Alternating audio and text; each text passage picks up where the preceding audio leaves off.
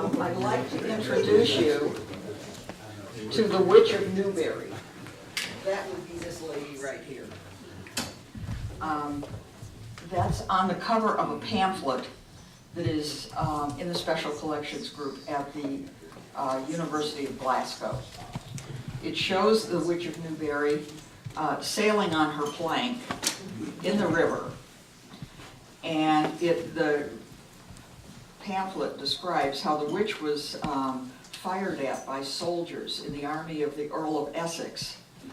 But, and I quote, with deriding loud laughter, she caught their bullets in her hands and chewed them. Eventually, one of the soldiers shot her. And this, I could not let anything about witchcraft go without a quote from William Shakespeare, because his plays were filled with references to witchcraft and black magic. And again, we have a lovely lady that is considered a witch.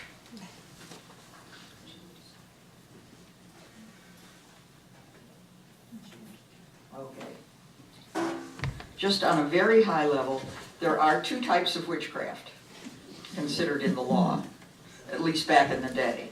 The first was maleficum, or sorcery. That was the very serious witchcraft. And then there was petty witchcraft, which consisted more of little crimes and pranks. Nobody died for petty witchcraft. A witch is a person who professes or is supposed to practice magic or sorcery in order to harm others. And as you've seen earlier, witches were often envisioned as crone-like, with snaggled teeth, hairy lips. In this day and age, they may have green faces, thanks to the Wizard of Oz. We also know that a woman or a man could be suspect if they owned a cat. They were more likely to be identified as a witch if they owned a cat, as cats were considered a sign of witchcraft. Left-handedness was also a trait that many witches had. That was common in witches. In addition to witches, we had their familiars, or familiar spirits. These were evil spirits that took the form of an animal, often a cat or a dog, but it could be a cow or a sheep, or a butterfly. And their purpose in life, or not life, was twofold. First, they were to aid young new witches in assuming their powers and becoming more powerful, and they also assisted witches in their evil doing.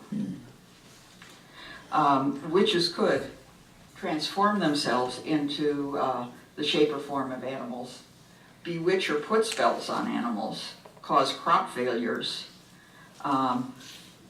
replace babies with agents of the devil, sink ships, and witches could swim, as they had thrown off the waters of baptism. Witches were women and some men. In fact, on the northern neck of the 6 witches I found, 2 were men. They were generally middle-aged or old, widowed or unmarried, of low social position, poor, midwives often, had been accused of theft or slander, had few or no children, and were reported by another confessed witch. Often they were poorly educated, or perhaps the people around this person were poorly educated and ignorant because they believed in a lot of superstitions. There were indicators of witches that were taken quite seriously back in the day. The first thing that people would do would be to look for a mark on the witch. And there were 2 kinds of marks they were looking for. There was the devil's mark, which, when a witch made a pact with the devil, he would mark that person with, the devil, would mark that person with a hot iron or with his tongue. The marks were made in secret places, such as the underarm or private parts. These marks were considered insensitive to pain and unable to bleed. So when examiners were looking for witch marks, they would stick those spots with a pin to see if it resulted in pain or blood. Then there was the witch's mark. And Satan gave each witch an extra nipple or tit so that a familiar or a demon's servant could be nourished on the witch's blood. In 1750, a Scottish minister named John Bell described his viewing of a witch's mark.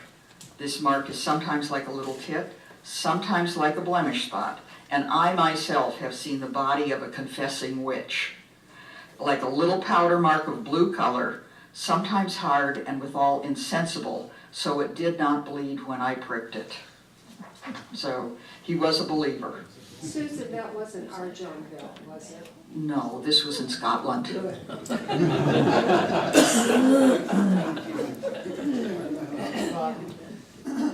Okay.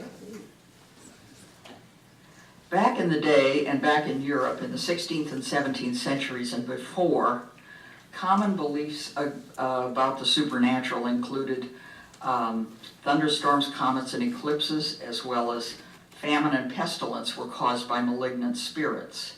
Deformed and or handicapped people were possessed by the devil. Horseshoes were considered good luck, and they could be hanging over a door, a window, or over a hearth or under a hearth. If the horseshoe was pointed up, that is, the straight sides were on top, it was considered good luck. If the horseshoe was painted down, and you'll see this later on in one of our Northern Neck witches, it kept witches out of the house. Witches could not pass under that horseshoe. The earliest witches were found in both the Old and the New Testaments. Exodus 22 said, "Thou shalt not suffer a witch to live." Deuteronomy again talked about witchcraft. And in 1 Samuel, there was a reference to the witch of Endor. And her story was that King Saul of the kingdom of Israel sought redemption for disobeying God. The witch of Endor was a woman who claimed to see the ghost of Samuel coming up out of the abode of the dead. At the demand of King Saul, she summoned the prophet Samuel. The ghost prophesied that Saul and his army would be defeated the next day. And the army was in fact defeated, and as a result, Samuel committed suicide. I'll just skip over this very quickly.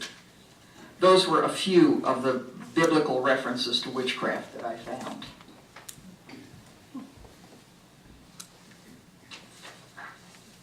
Oops, went back too far. Okay. In Europe, most cases of witchcraft were heard in ecclesiastical courts rather than secular ones, and the clergy heard the cases. And based on my research, they certainly were not kind.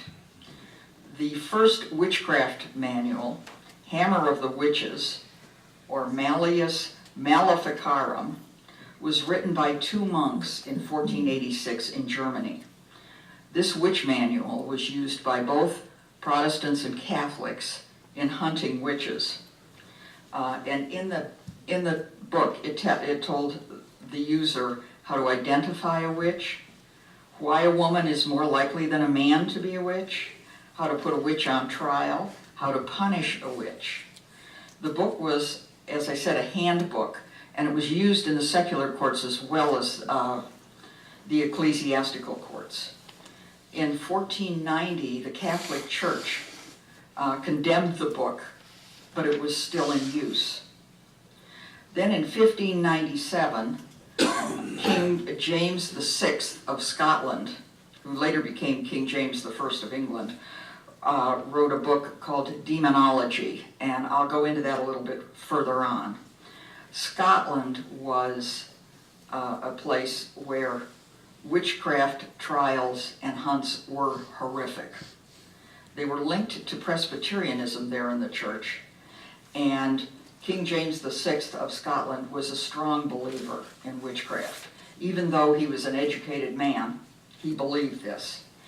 And every minister in Scotland was instructed to identify every witch in their parish, so that none of the devil's agents could escape. Many, especially old women, were taken to the justices, tortured, strangled, and then hanged, and then burned. It was during this climate that the first settlers came to North America and to Virginia. So obviously, they also believed in witchcraft.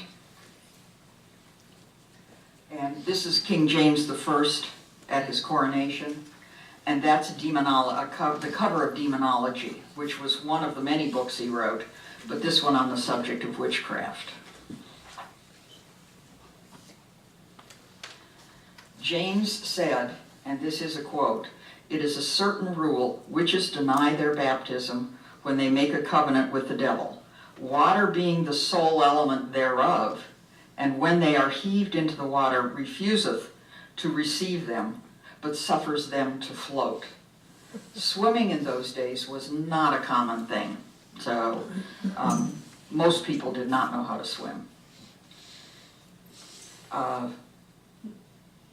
King James went on to say that the devil was most common in such wild parts of the world, that the devil finds the greatest ignorance and barbarity in those places. These comments influenced and it reinforced the hysteria in Scotland and also in the New World. James believed that the devil lured witches into groups and offered them protection and well-being in exchange for their evil doing. He said most women were witches as they were the weaker and more susceptible to evil. So, how do you like that, ladies?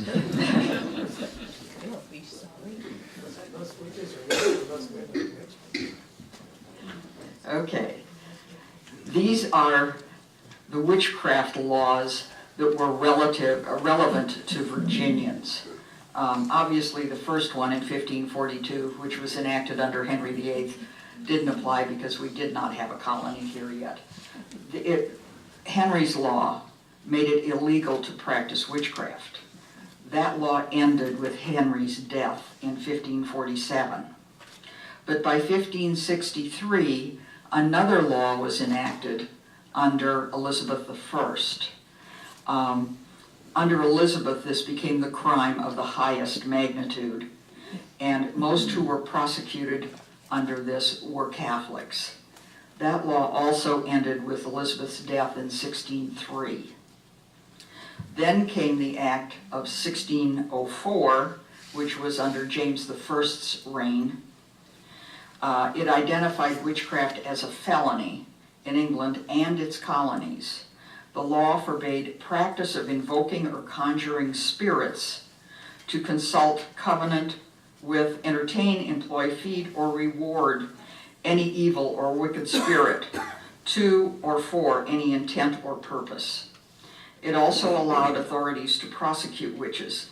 If convicted, witches were to die by hanging, and that's a little different than the hanging that we see in the movies today. Last, we had the Witchcraft Act of 1736. It actually repealed the Act of 1604. Witchcraft was no longer considered a felony, but still required the punishment of a year in prison for persons pretending to use witchcraft. It criminalizes the pretense rather than the practice of black magic or witchcraft.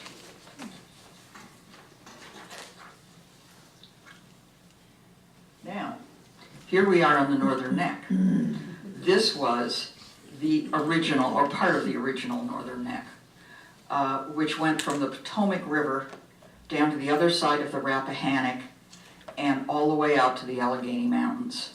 That was considered the Northern Neck. It included places like Fairfax County and Culpeper, and I tell you this because as we go forward, you're going to hear more about things that happened on the Northern Neck, and it included this entire area, not just the 5 counties we know today. Migration to Virginia was an interesting subject. Of the colonies in the New World, Virginia was one of the last anyone wanted to migrate to. The poorest of immigrants arrived here.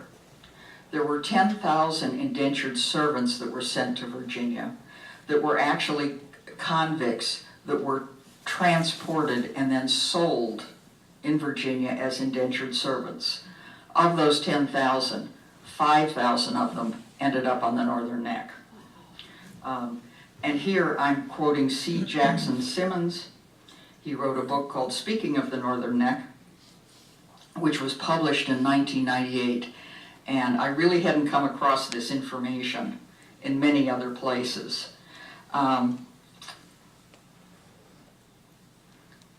Crime, obviously, with all these convicts running around, was prevalent, and so people had to be vigilant. In Virginia, colonists were still influenced by the book Demonology. Scientific knowledge actually in the world was minimal, certainly not what we know today. Colonists believed that there were malevolent supernatural forces in North America, and all they had to do was look at Native Americans with their tattoos and paint and strange garb to see that there was the devil around. Living conditions and medical care was deplorable. The average life expectancy in Virginia colonies, and certainly on the Northern Neck, was less than 40 years, and 10 out of 12 children born here died before their second birthday. These views, as we got closer to the 18th century, they slowly began to change, but they continued on. We've talked about the colonists' view of Native Americans, and everyone who came here to Virginia went through what was called seasoning, and that was adjusting to the mid-Atlantic climate and conditions, which included a lot of disease, agues, fevers, drop season lethargies. The changeableness of the weather in terms of the extreme hot and cold really affected English people who were used to a more temperate climate. And consequently, life, as I said, life expectancy was short, and many died in those first 2 years, about 40%. Causes of death included starvation. The Virginia Company did not always provide, and certainly in the early days, many of the colonists that came here had no idea how to feed themselves. I mean, they could cook on the stove, but they didn't know how to grow the food or to harvest it so that they could maintain life. I don't know if any of you have ever read the Connie LaPaulo trilogy, and it was excellent in describing how terrible conditions were and how many people died. That's actually historical fiction, but Connie was descended from one of the original Jamestown settlers who did survive, a woman, and she did a great deal of research. I couldn't put it into such excellent words as she used. Disease, malaria and intestinal disorders particularly, were prevalent. If it didn't kill people, it weakened them enough that some other disease could kill them. And the last thing that really affected the population here was the gender ratios. There were 4 to 6 men in Virginia to every 1 woman. So women were a precious commodity. About 25% of the men in Virginia died as bachelors. They never married because there was this extreme shortage of women. It also meant that maintaining population levels was very difficult, and in fact impossible until the late 1600s.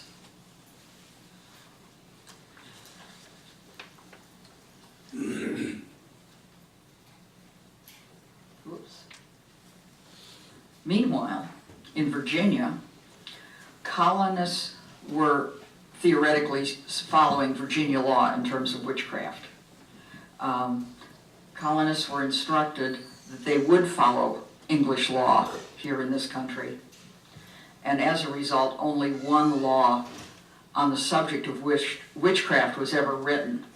On 23 May 1635, Lower Norfolk County passed a law with the intent to eliminate false accusations of witchcraft. The penalty was a fine of 1,000 pounds of tobacco, and if the court saw fit, they could add other punishments to this. Virginia had created laws only when English law didn't fit their circumstances. So, all in all, they followed English law. The intent of this law that was passed in Norfolk was to eliminate the false accusations of witchcraft and to stop ruining women's reputations in the community. So, all in all, by the time this passed in 1635, we were beginning to see the light in terms of witchcraft. However, there were still colonial crimes and punishments to deal with. As there is today, there were warnings and fines that people paid. But there were also stocks where people stood on the ground, head bent over, hands and head in a frame so they could not move. They were then the recipients of garbage and other gross things being thrown at them. And in addition, there was another nasty little piece of equipment called a brank. This is also called the gossip's bridle. And what this was a metal cage that went over the guilty party's head, and it had an iron tongue that went in the guilty party's mouth, and they were required to walk around that way until someone removed it. It certainly eliminated gossip.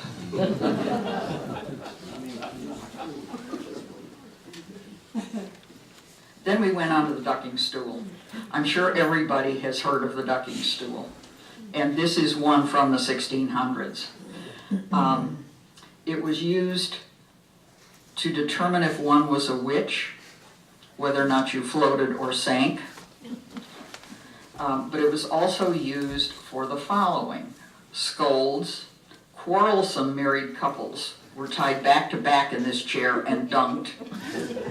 I guess this was marriage counseling of the day. Probably worked just as well. It probably did. It certainly got their attention.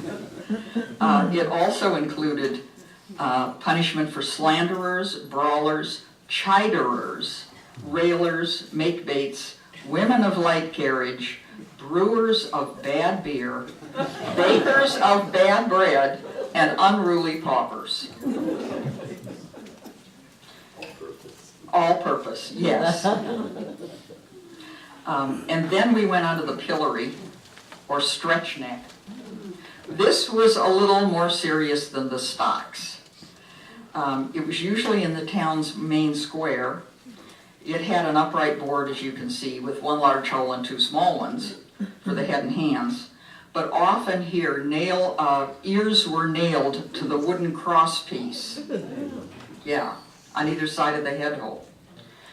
This device was used for witchcraft, obviously, but also for treason, sedition, arson, blasphemy, perjury, wife-beating, cheating, slandering, and fortune-telling.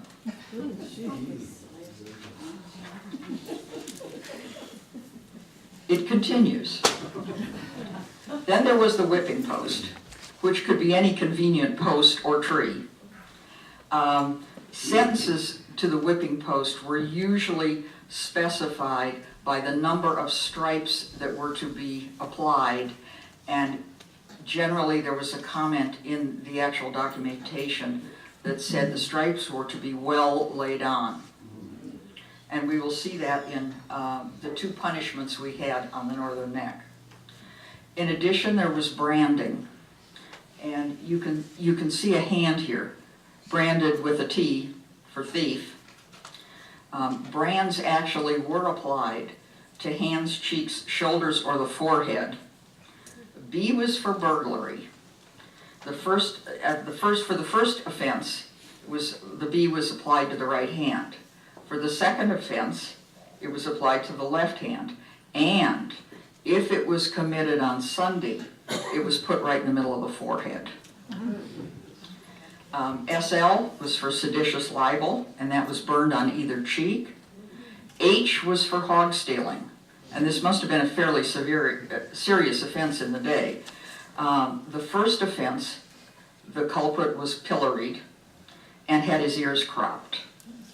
Second offense, the H went on his forehead, and he paid triple damages. And then lastly, T was for thief, as you see right there. And there was another one brand, and that was M for manslaughter. I found it interesting that other forms of death were more serious, and some non-death resulting punishments, death was given as a result for some crimes that did not result in another's death. And last, we have hanging. And hanging was not as we know it today. Hanging involved a gallows, a rope, a hangman, and the guilty party. But there was no trap door, like we see in old cowboy movies, and immediate death. The rope was thrown over the bar, as you can see there, put around the guilty party's neck. The guilty party was standing on the ground or another flat surface. And then the rope was pulled up until the person no longer had their feet on the ground, and they were left there to choke and strangle. So it really was a grim thing. In the 17th century, hanging could be used as punishment for severe lewd behavior, as well as for murder. Fortunately, witchcraft was never punished by hanging in Virginia as it was in New England. The shortage of women here probably made this not a very good option. Going on in terms of superstition, these are some of the things that the colonists believe. These prevailed. Obviously, there was a lack of education among many, but a lucky bone or two bones was considered good luck. Dropping bread butter side down was bad luck. Rocking an empty rocking chair was bad luck. But you could spit on your bait when you went fishing for good luck.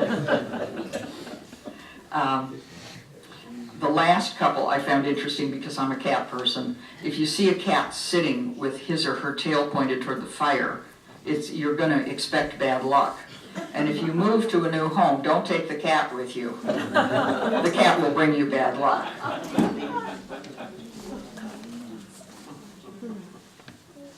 Now, in Virginia, the colony was funded and supported by the Virginia Company. And the focus of the Virginia Company was that the colonists were expected to return a profit. They originally went to the New World, the colonists went to the New World looking for gold, which, if you'll pardon the pun, didn't pan out. Tobacco ultimately became the crop of value. But most colonists moved to Virginia with hopes of improving their financial status. As we got some of the bottom of the barrel, that's probably a very real hope on the part of these people. The number of clergy from the Church of England was very low, so the focus on religion was not as strong as it was in some of the other colonies. And most colonists were religious, but the focus remained economic. Virginia judges also did not accept spectral evidence. spectral evidence is accepting people testifying about their dreams or vision, like they did in New England. It was spectral evidence that resulted in the hangings in Salem and many other places. Okay, the first witchcraft case that went to court in Virginia was in Surry County in 1626. And the last witchcraft case in Virginia was heard in 1730 in Richmond County. In Virginia, witchcraft was considered sort of a folklore-based practice, and really considered more, I think, of petty witchcraft than the sorcery that was considered witchcraft in New England. When Indians or colonists first came, and that would be from maybe 1609 to the mid-20s, the devil and witchcraft were attributed to the Indians. Their different appearance and customs certainly intimidated the colonists, and their appearance really reminded the colonists of the devil. As the colony became more stable, colonists began to suspect their fellow colonists of witchcraft more than they did the Indians. And charges for witchcraft primarily resulted in civil cases for slander. And most of these cases occurred in Lower Norfolk County and Princess Anne. That was our hotbed of witchcraft. And you can contrast that with New England, where witchcraft beliefs were based on Puritanism and Presbyterianism, the religion. Therefore, witchcraft was considered heresy. And that was all as a result of King James I's view of witchcraft and his fear of witches.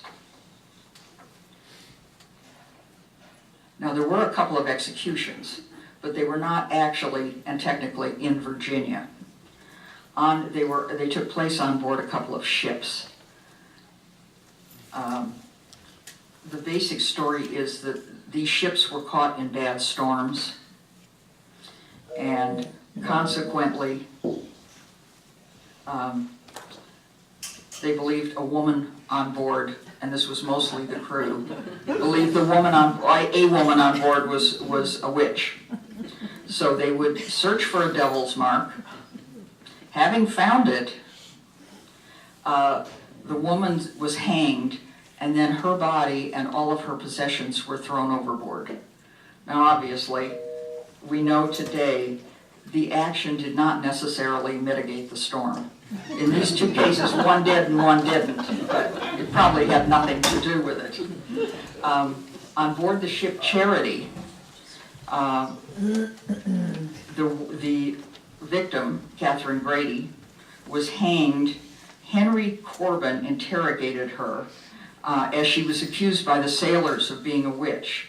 She was tied all night to the capstan. And after much questioning, the following day she confessed to being a witch. You can only imagine what they did to her over that night. After the fact, the Maryland courts heard this case, and Henry Corbin was declared innocent. But after all of this, even though he was in Maryland, he moved to Virginia. Does anybody know who's got a phone problem? No, it's the intercom. Is it that thing? Okay. Henry Corbin was considered a cavalier or a gentleman, so no action was taken. And Henry did leave Maryland, however, and he moved to what is today Middlesex County. Then we have the case of Elizabeth Richardson, who was also hanged on board. Edward Prescott was the owner of the Sarah Arch, and he was on board, but he had assigned someone else to be the master of the ship for that crossing.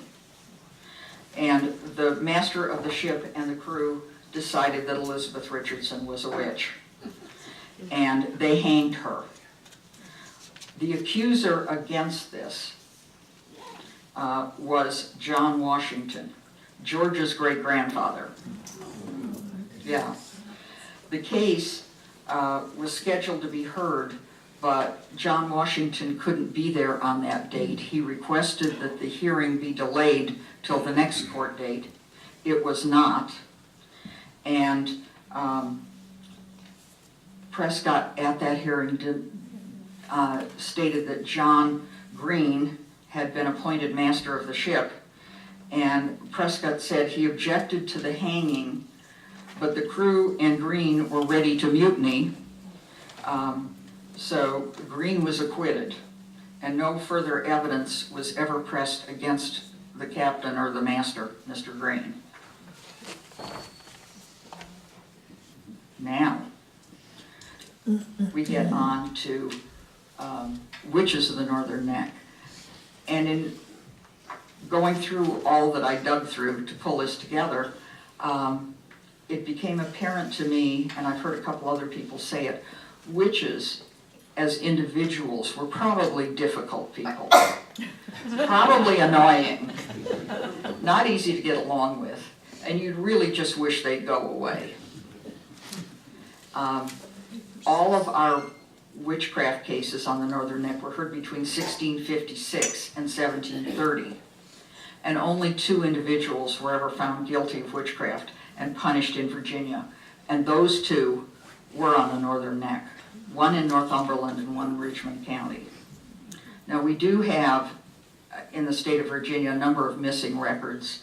In Northumberland County there was a fire in 1710 that destroyed a lot of records, and the Civil War also resulted in the loss of many records, so we don't know that what we have in terms of witchcraft information in Virginia today is complete. There may have been many more, but the records did not survive.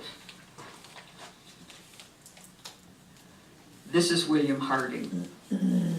William was involved in our first case of witchcraft on the Northern Neck.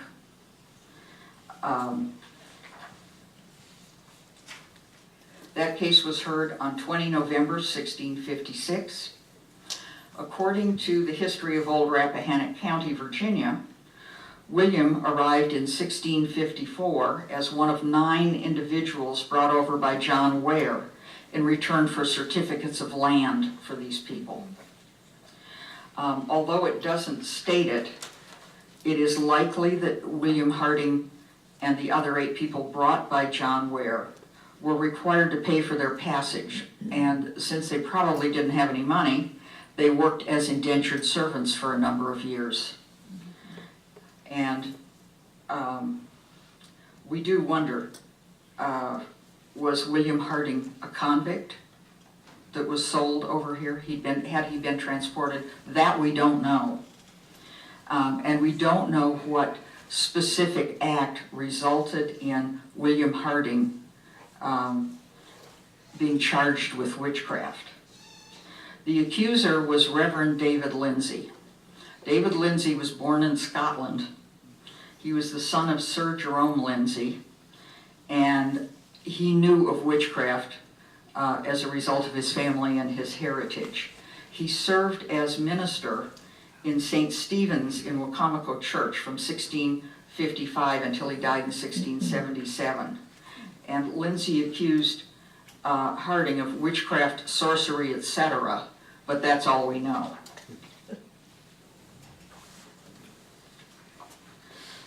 There was only one charge. The case was heard by 24 men, and they found William Harding guilty. The Northumberland County record states, whereas articles were exhibited against William Harding by Mr. David Lindsay upon suspicion of witchcraft, sorcery, etc., and an able jury of 24 men were impaneled to try the matter by verdict, of which they found part of the articles proved by several depositions. The court does therefore order that the said William Harding shall forthwith receive 10 stripes upon his bare back and shall be forever banished from the county. And that he depart within the space of 2 months, also to pay all charges of the court.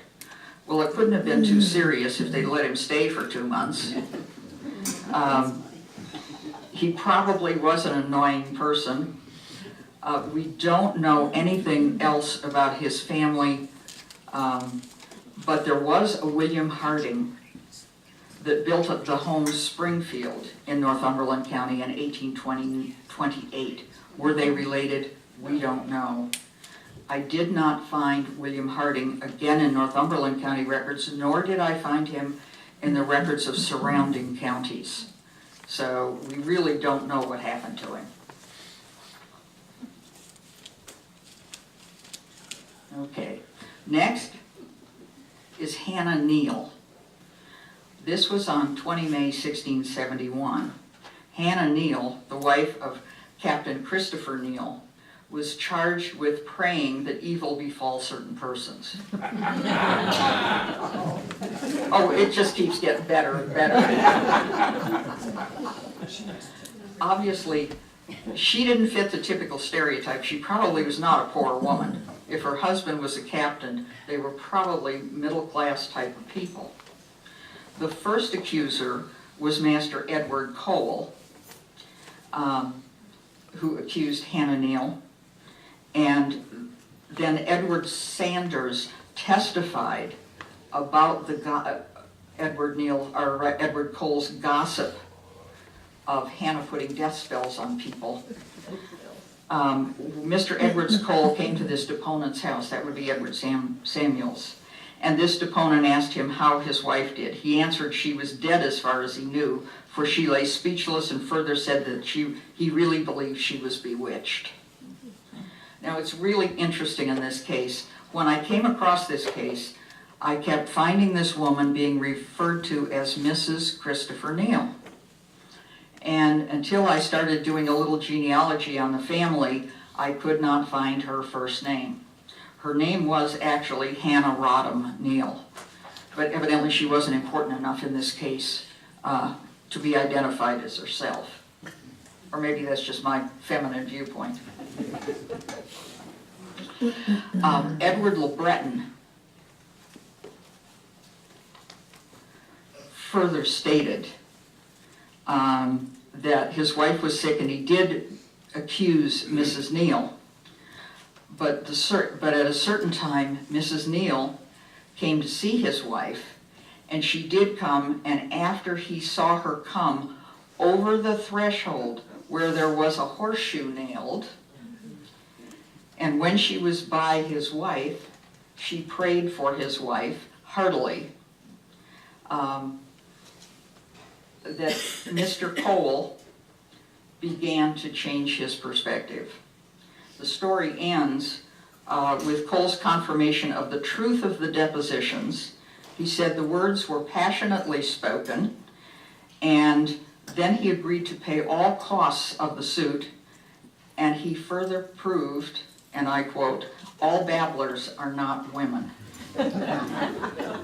There were, in this case, a total of 7 depositions.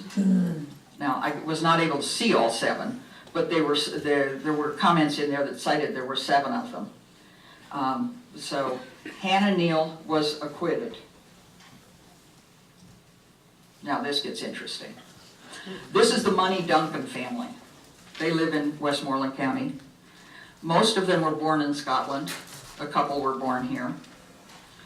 And with their Scottish heritage, they seem to have gotten a little carried away. Only one participant, the first accuser, who was Edward Eales, did not appear to be a family member. I could not find anything that told me he was a member of this family. He was likely a neighbor, but I can't confirm that either. There was nothing else to be found about William Eales' background or his family history, but I did see him in Westmoreland County for probably his natural lifespan. Now, on November 1st, 1694, William Eales accused Phyllis Money, right here, of casting a spell over Henry Duncan's horse, of teaching her daughter Elizabeth, who was John Duncan's wife, to be a witch, and then Elizabeth of teaching John to be a wizard. Phyllis was found not guilty and sued for damages, but received nothing. But the plot thickens. On 29 August 1695, Elizabeth and John Duncan were again accused of witchcraft. This time it was by John's brother Henry. The accused couple, Henry claimed that Elizabeth bragged that she was regularly sucked by the devil. And if that charge had been proved, she could have been burned at the stake, although we didn't see that much in this country. Elizabeth sued for 40,000 pounds of tobacco, and she did receive 40 pounds. What's interesting about this family, and I'm kind of glad I'm not a member of it, even today, between 1 November 1694 and 29 July 1697, I found 24 lawsuits as separate entries in the Westmoreland County Order Book involving these family members. So they were a litigious bunch. Most involved other family members, but there were a few neighbors in there. And demands for payment were always in the form of tobacco, which obviously was the currency of the day. This is Mary, and we don't know anything about Mary except her name was Mary. This occurred in Richmond County. Mary's trial was on 7 October 1730, and this was the last trial in Virginia. The only thing we know is the quote on the screen, whereas Mary, a white woman servant belonging to John Samford, by virtue of a mittimus, committed to the county jail for taking upon her by enchantment, charm, witchcraft, or conjuration to tell where treasure is or where goods left may be found, and being now brought before this court, and on examination of several evidences touching the same. It is the opinion of this court that said Mary is guilty of what is laid to her charge. It is therefore ordered that the sheriff take her and carry her to the common whipping post and give her 39 lashes on her bare back, well laid on. We don't know if this was carried out. It probably was.